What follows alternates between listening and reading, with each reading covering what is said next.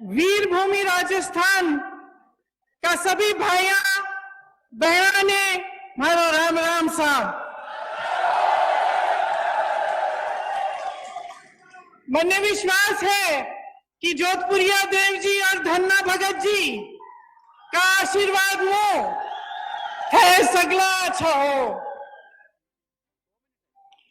दुनिया के कोने कोने से लोग भक्ति, शक्ति, वीरता और अपनायत की धरती राजस्थान में आते हैं। इस धरती को देखने आते हैं, इस धरती के बारे में सीखने आते हैं, यहाँ की पुरानी कहानियों को सुनने आते हैं और ये देखने आते हैं कि यहाँ की वीर और साहसी जनता किस तरह से अपने जीवन के संघर्ष में आगे बढ़ रही है। आपका प्रदेश कर्तव्य, सेवा और वीरता का मिसाल है। इस प्रदेश पर, राजस्थान पर हमारे पूरे देश को गौरव है।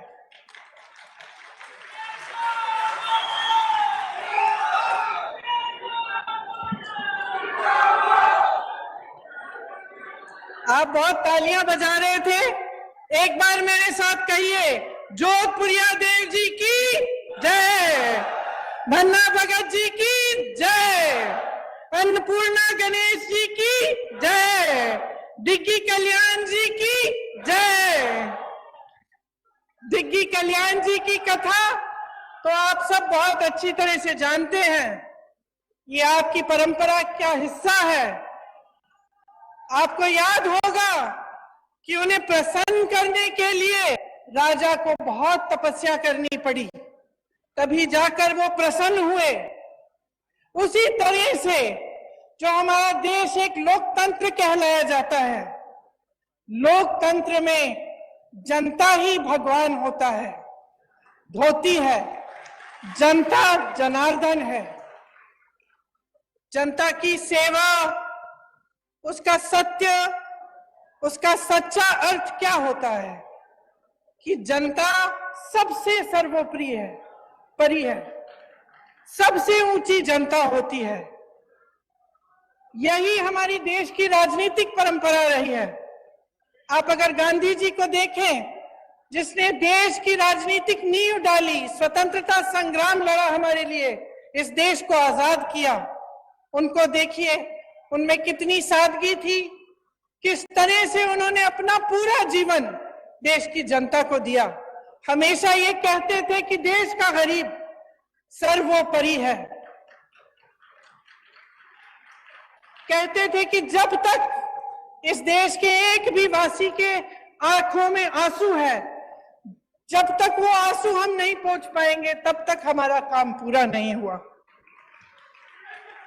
यही हमारी लोकतंत्र की नींव है, हमारी राजनीति की नींव है। आज राजस्थान सरकार भी अपने जन कल्याणकारी कार्यक्रम से, योजनाओं से इसी तरह आगे बढ़ रही है, ये समझकर कि गरीब को गणेश जी समझकर और किसान को भगवान समझकर। यही भावना मन में लेकर सरकार के जितने भी अधिकारी हैं और हमारे मुख्यमंत्री जी हैं, कांग्रेस पार्टी के नेतागण हैं, सब इसी भावना को मन में लेकर दिन रात काम कर रहे हैं। आज मैं सवाई माधोपुर से आई, वहां आप सबको मालूम होगा, खासतौर से मेरी बहनों को, कि वहां रणथंभौर के किले में एक प्रसिद्ध गणेश जी का मंदिर है। गई हुई है ना? हाँ, मैंने देखा है। जब भी मैं आती हूँ तो खूब सारी खासतौर से महिलाएं जाती हैं और मुझे हमेशा ताज्जुब होता है जब मैं उस रास्ते से गुजरती हूँ। मैं भी गई हूँ उस मंदिर में कई बार। तो जब वापस आती हूँ, कभी कभी शाम हो जाती है, जंगल है वहां, आप गई हैं, आपने देखा होगा। उसी रास्ते से शेर आते हैं, उसी रास्ते से बाघ चल के आते हैं, उसी रास्ते से कई ऐसे जानवर आते हैं जिनसे अगर आमना सामना हो जाए तो आपको दिक्कत हो सकती है, चोट पहुंच सकती है। लेकिन मैं हमेशा देखती हूं कि मंदिर से आते हुए जो लोग हैं वो अपने दिल में श्रद्धा लेकर एक आस्था रखते हैं कि हम मंदिर से आ रहे हैं, हमें कुछ नहीं होगा, और उसी जंगल के रास्ते से चलते चलते वो अपने घर की ओर चलते हैं। मेरे मन में अक्सर ये बात आती है जब मैं मंदिरों में जाती हूं, लोगों की श्रद्धा को देखती हूं, कि इस तरह की श्रद्धा हम नेताओं के दिल में आपके लिए होनी चाहिए। जब हम कहते हैं कि जनता जनार्दन है, तो ये बहुत गहरी बात है, और इस बात को समझना जनता के लिए भी और नेताओं के लिए भी बहुत जरूरी है। हमें समझना जरूरी इसलिए है क्योंकि जब हम दिन रात कामते हैं, जब सत्ता में आ जाते हैं, तो अक्सर ये होता है कि अपनी महत्वाकांक्षाएं आगे हो जाती हैं। ये हो जाता है कि बहुत सत्ता मिल जाती है इंसान को, तो भूल जाता है कि सत्ता में लायक कौन। और आपको याद ये बात रखनी चाहिए, क्योंकि आपको ये बात कभी नहीं भूलनी चाहिए कि सत्ता देने वाले आप हैं। आज इन कार्यक्रमों में मैं एक नौजवान लड़की से मिली, शायद मेरी बातों को सुन रही होगी। उसे मोबाइल फोन मिला, अशोक गहलोत जी की जो स्कीम है, जो हमारी सरकार, कांग्रेस सरकार की स्कीम है, उसके जरिए, और उन्होंने धन्यवाद दिया कि आपने हमें मोबाइल दिया है। और हम भी अक्सर कहते हैं कि हमने ये दी, आपको स्कीम ये दी, आपको ये किया, वो किया आपके लिए। लेकिन आपको समझना जरूरी है कि हम आपको कुछ नहीं दे रहे हैं, आपका हक दे रहे हैं। ये सब चीजें जो आज राजस्थान की सरकार आपको दे रही है, ये आपके हक हैं। आज देश में परिस्थिति ये है कि देश पर राज करने वाले भाजपा के नेताओं के मन में इतना अहंकार आ गया है कि ये बातें भूल चुके हैं। वही प्रधानमंत्री जो अपने आप को भूमिपुत्र कहते थे, आज करोड़ों के काफिले में चल रहे हैं। अगर आप महंगाई से जूझ रहे थे, महंगाई राहत कैंप से पहले, अगर आपके जीवन में अत्यंत मुश्किलें थी, तो ये किस लिए थी? कभी आपने ये सवाल उठाया है कि इतनी महंगाई क्यों? हमें जब रोजी रोटी के लिए कमाने जाना पड़ता है, हमें थोड़े से पैसे मिलते हैं। हम जब दुकान जाते हैं कुछ खरीदने के लिए, मन में शायद बात होगी आपकी, मेरी बहनें, कि आज मैं सब्जी बनाऊंगी, दाल बनाऊंगी, रोटी बनाऊंगी, तो आप इस आशा से जाती हैं दुकान की, आपको दो चार चीजें खरीद के आएंगी। लेकिन हमेशा आप वापस आ जाती थी आधी चीजें लेकर। गैस का सिलेंडर आज देश भर में 1000 रुपए का है। कौन खरीद सकता है? क्या आप खरीद सकती हैं? यहां पर राजस्थान की सरकार ने आपको 500 में क्यों दिया है सिलेंडर? क्योंकि देश भर में जो महंगाई है उसकी भाजपा के नेताओं को कोई परवाह नहीं है। जब घर पर कोई बीमार पड़ जाता है, अस्पताल ले जाना पड़ता है, इलाज कराना पड़ता है, तो एक तो बीमारी का टेंशन होता है कि किस तरह से इलाज होगा, दूसरा हम कितने पैसे लगेंगे, तीसरा कि हम कमाएंगे कैसे इनका इलाज कराने के लिए। इसी तरह से कोई घर में एक कमरा बनाना हो, डर लगता है कि कितने का होगा, हमारे पास इतने पैसे हैं कि हम खर्च कर सकते हैं, बारिशें आ रही हैं, पानी चू रहा है ऊपर छत से, छत की मरम्मत करने के लिए आप 10 बार सोचते हैं कि करना चाहिए कि नहीं, हमारे पास शायद पैसे नहीं होंगे। ये नौबत क्यों आई है आज इस देश में कि प्रदेश की सरकारों को महंगाई राहत कैंप लगवाने पड़ रहे हैं, जब पूरे विश्व में तेल की बड़ी बड़ी कंपनियां खूब मुनाफा कमा रहे हैं, और यहां भारत में भी। तो आपके लिए तेल इतना महंगा क्यों? आपने ये सवाल उठाया है, आपको ये सवाल उठाने पड़ेंगे कि ये सब जो आपको दिख रहा है इसमें असलियत क्या है।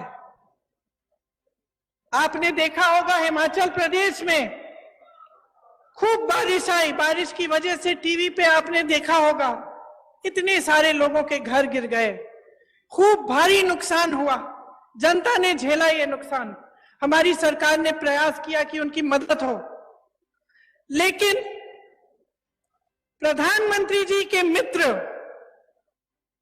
बड़े उद्योगपति अडानी जी ने क्या किया?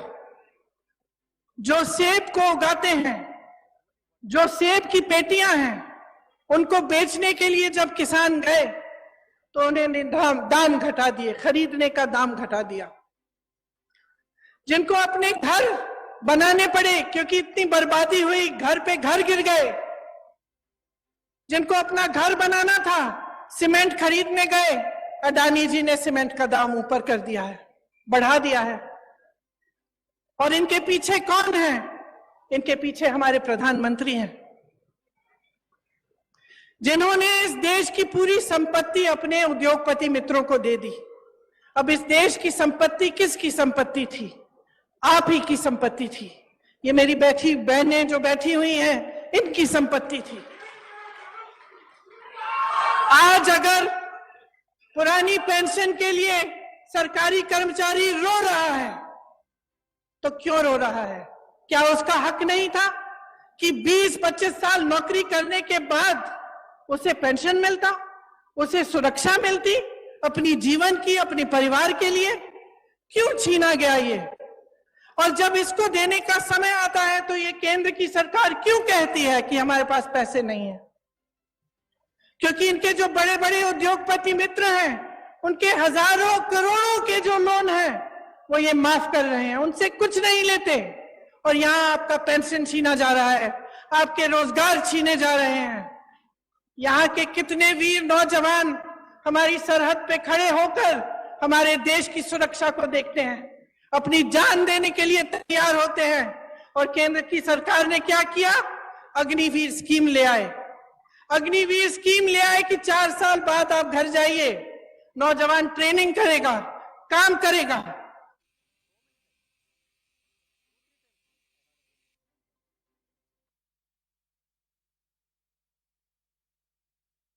चाहिए था केंद्र सरकार को, वह भी नहीं किया।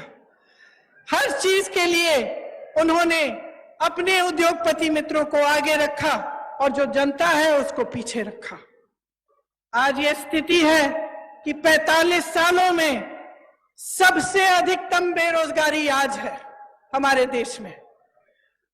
जब आपके सामने चुनाव के लिए वोट मांगने आते हैं तो बड़ी बड़ी बातें करते हैं, और अक्सर बीच में धर्म को ले आते हैं, जाति को ले आते हैं, अलग अलग बातों को ले आते हैं जिससे आपके जज्बात जुड़े हुए हैं। लेकिन बहनों और भाइयों, एक बात को पूरी तरह से आप समझ लीजिए, ये चुनाव किसी 2 राजनीतिक पार्टियों के दौड़ में कौन प्रथम आएगा उसका चुनाव नहीं है। ये चुनाव आपके भविष्य का चुनाव है। इसमें सबसे बड़ा सवाल ये है कि आपको आपका हक आपको कौन देने के लिए तैयार है। और मैं दावे के साथ कह सकती हूं कि भाजपा ने 8 सालों में जो सरकार चलाई है इस देश में, उसने आपके हक को बार बार खत्म किया है। जिन बड़े बड़े उद्योगों से आपको रोजगार मिलता था, उन्हें चुपचाप से एक के बाद एक अपने बड़े बड़े उद्योगपति मित्रों को सौंप दिया। आपके पेंशन कटवा दिए, आपकी सेना में भर्ती होने के चांस खत्म कर दिए, अग्निवीर ले आए, महंगाई बढ़ा दी, और खुद इतने बड़े काफिलों में चल रहे हैं। रोज रोज आप टीवी चलाते हैं, आपको दिखता है रोज रोज, खास तौर से आजकल। आज सुबह तो मैंने देखा कि इनके G20 जब हो रहा था तो बारिश आई और सारा जितना भी वो जहां पे वो G20 की मीटिंग रख रहे हैं उसमें सारा पानी फैल गया है। मेरे मन में एक बात आई कि शायद जो हमारे देशवासी डर के मारे कह नहीं पा रहे हैं, भगवान ने कह दिया कि अपना अहंकार कम करो, अपना अहंकार कम करो। इस देश ने तुम्हें बनाया है, इस देश ने नेता बनाया है, इस देश को आगे रखो, इस देश की जनता को सर्वोपरि बनाओ। जब ये अपने धनवान मित्रों को सरकार की सारी कंपनियां सौंप देते हैं तो नुकसान कौन उठाता है? जब ये बड़े बड़े खर्चे करते हैं तो नुकसान कौन उठाता है? सबसे ज्यादा नुकसान मेरी बहनें उठाती हैं, क्योंकि जो पैसे आपकी भलाई के लिए आपके पास आने चाहिए वो नहीं आते। आपने देखा होगा कि राजस्थान की सरकार ने आपके लिए कितनी स्कीम निकाली है। पुराना पेंशन आज आपको राजस्थान में मिल रहा है, तो इसका मतलब है कि ये मुमकिन है ना, ये मुमकिन है इसलिए हो रहा है। आज जितनी भी स्कीमें हैं जिनके बारे में मुख्यमंत्री जी ने आपको बताया, जिनके बारे में यहाँ पे सारे बोर्ड लगे हुए हैं, कि चाहे वो इंदिरा रसोई हो जिसमें आपको 8 रुपए में पूरी थाली मिल रही है खाने की, चाहे वो चिरंजीवी योजना हो जिससे आपका इलाज मुफ्त में हो रहा है, चाहे महिलाओं के लिए मोबाइल का स्कीम हो जिससे नौजवान महिलाओं के लिए खास तौर से अच्छा है क्योंकि आप इस पर पढ़ाई कर सकते हैं, सब जानकारियां आपको इस पर मिल सकती हैं, और आपकी सुरक्षा के लिए भी अच्छा है कि कभी आप ऐसी स्थिति में हो तो आप घर फोन कर सकते हैं, किसी को बुला सकते हैं। तो ये सब स्कीमें कैसे हो रही हैं राजस्थान सरकार द्वारा? ये तभी हो रही हैं क्योंकि ये जो पैसे हैं सरकार के पास जो होते हैं ये आपके लिए होते हैं।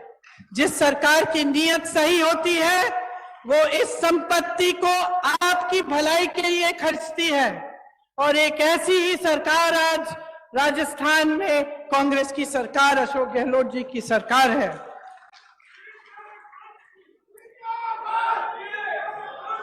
मोदी सरकार ने पेट्रोल डीजल पर टैक्स लगाकर, आपको मालूम है, जनता से 32 लाख करोड़ रुपए खींचे हैं, और उन रुपयों का मनमाने के हिस्से खर्च करते हैं। ऐसे बड़ी बड़ी महफिलों में, अपनी बड़ी बड़ी कारवाओं में, तो आपके लिए फिर क्या बचता है? इनका ध्यान सिर्फ सत्ता को पकड़ के रखने में रहता है।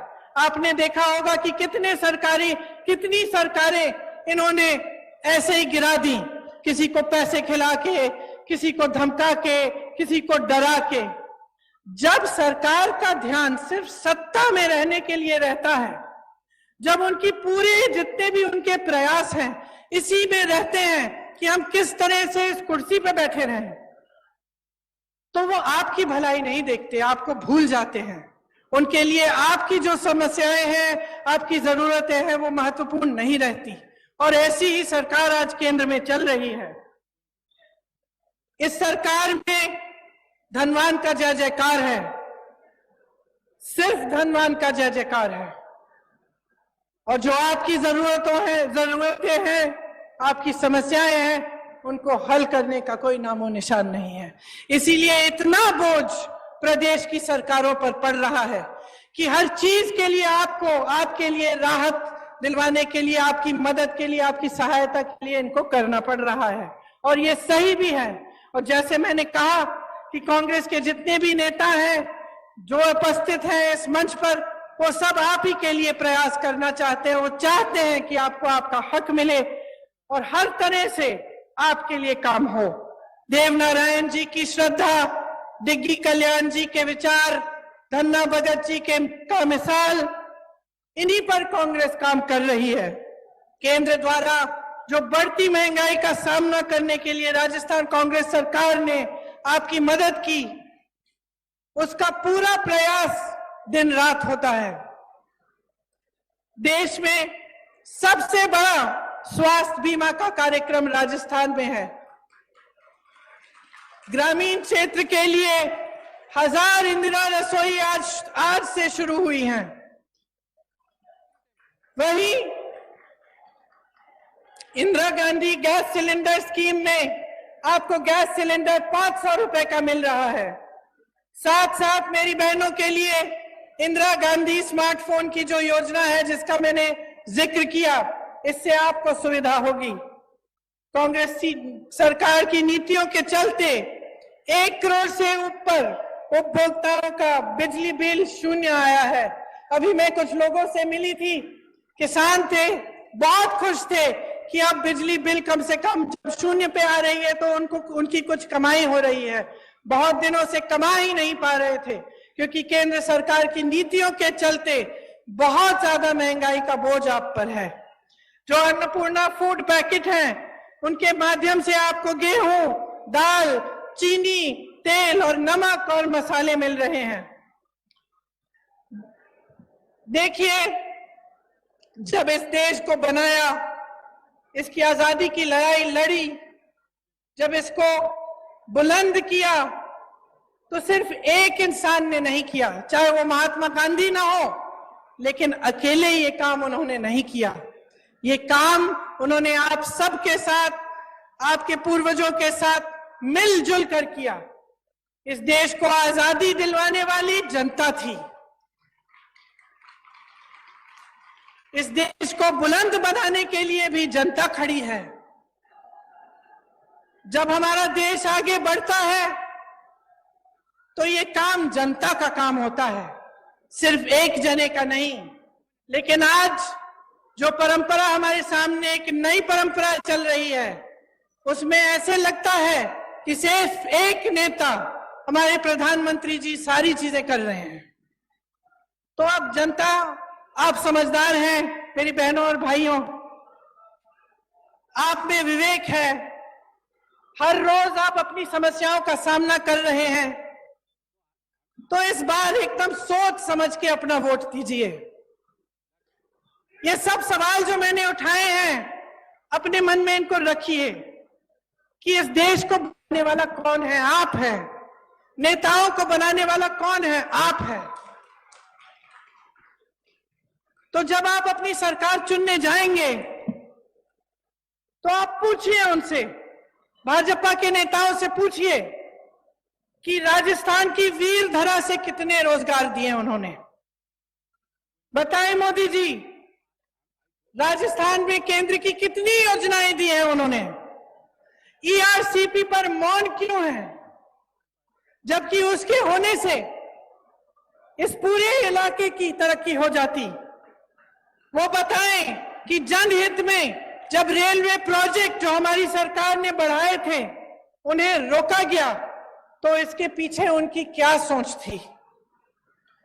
जब हमारी सरकार थी केंद्र में, तब जो पैसे केंद्र से आते थे वो 90% होते थे। योजना में जब योजना शुरू होती थी तो उसके अनुपात के लिए आज 50% आते हैं। ये कम क्यों किया, ये पूछिए। बहनों और भाइयों, मसला साफ है, चुनाव आ रहे हैं। आपको मालूम है, हर 5 साल आते हैं, हर 5 साल एक नई सरकार आती है, आप उसे मौका देते हैं। काम करने का मौका होता है, दिखावा का मौका नहीं होता, झूठ बोलने का मौका नहीं होता, अपने लिए नेताओं को महलों और बड़े बड़े काफिलों का मौका बनाने का मौका नहीं होता। जो सरकार आती है उसे आपके लिए काम करने का मौका आप देते हैं। आपने देखा है कि अशोक गहलोत जी की सरकार, हमारी कांग्रेस की सरकार का ध्यान सिर्फ आपके विकास और आपको आगे बढ़ाने में गया है।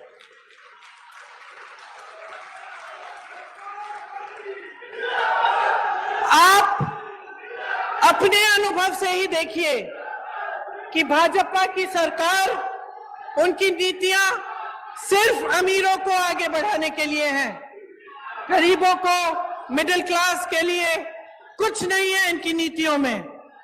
मोदी जी विदेश जाते हैं, वापस आते हैं, कहते हैं कि बहुत हमारे देश का आगे बढ़ा है, हमारा देश, हमारा मान इतना बड़ा है। बाद में आपको पता चला कि वहां गए और उनके उद्योगपति मित्रों के लिए वो डील कराए आए हैं और बड़े बड़े उद्योगपतियों को खूब वहां से बिजनेस मिल रहा है। तो आप ही बताइए कि आपको ऐसी सरकार चाहिए जो सिर्फ गिने चुने अमीर लोगों को आगे बढ़ाए, कि आपको एक ऐसी सरकार चाहिए जो आपके लिए महंगाई के राहत कैंप लगाए, जो आपके लिए इंदिरा रसोई जैसी योजना लाए, जो महिलाओं को मोबाइल फोन दिलवाए, जो किसानों को आगे बढ़ाने के लिए, उनकी कमाई को बढ़ाने के लिए बिजली के बिल माफ करें, उनके कर्ज माफ करें। यह निर्णय आपको लेना पड़ेगा और ये एक बहुत बड़ा निर्णय है, इसको हल्के में मत लीजिए। जैसे ही भाजपा की सरकार राजस्थान में वापस आएगी, आप देखिए ये सारी स्कीम बंद हो जाएंगी। जितनी भी अच्छे काम कांग्रेस की सरकार ने किए हैं वो सब रुक जाएंगे। इसीलिए ये चुनाव जब आएगा, अगर आप अपने विवेक को इस्तेमाल करके सोच समझ के वोट नहीं देंगे तो आप अपना ही नुकसान करने जा रहे हैं। मैं यहां मंच पे खड़े होकर आपको कहना चाहती हूं कि ये देश आपका है, प्रदेश आपका है। जैसे मैंने शुरू में कहा, दुनिया भर से लोग आपके प्रदेश में आते हैं। आपकी वीरता अपार है, आपका संघर्ष अपार है। आप जानते हैं कि इस देश में जो नेता आते हैं वो दो तरह के होते हैं, क्योंकि आपका अनुभव अपार है। आप शुरू से देखते आ रहे हैं कि कैसी सरकारें आपके प्रदेश में चलते हैं, कैसे नेता होते हैं। दो तरह के नेता होते हैं बहनों और भाइयों। एक जिसका धर्म सेवा होता है, जो समझता है कि जनता ही सर्वोपरि है, और दूसरा जिसके मन में लालच, अहंकार और महत्वाकांक्षा होती है। इसीलिए आज इस मंच पर खड़े होकर मैं आपसे आग्रह करती हूं कि आपसे नेता चुनिए जिनके मन में अहंकार नहीं, आपके लिए श्रद्धा हो। आप ऐसे नेता चुनिए जो आपको भूलकर आपकी मुश्किलों को बढ़ाने का काम न करे, लेकिन आपको हर रोज सुबह याद करे और आपकी मुश्किलों को कम करने का काम करे। आप एक ऐसी सरकार चुनिए जैसी कांग्रेस की सरकार 5 सालों के लिए राजस्थान में रही है, जो आपके लिए, आपकी राहत के लिए, आपकी सहायता के लिए दिन रात एक करे। आपको बहुत बहुत धन्यवाद। इतनी गर्मी में आपने बहुत ध्यान से मेरी बातें सुनी। आशा है कि आपके मन में ये बातें रहेंगी और आप चुनाव के समय इन्हें याद रखेंगी और कांग्रेस पार्टी को विजयी बनाएंगे। बहुत बहुत धन्यवाद। जय हिंद।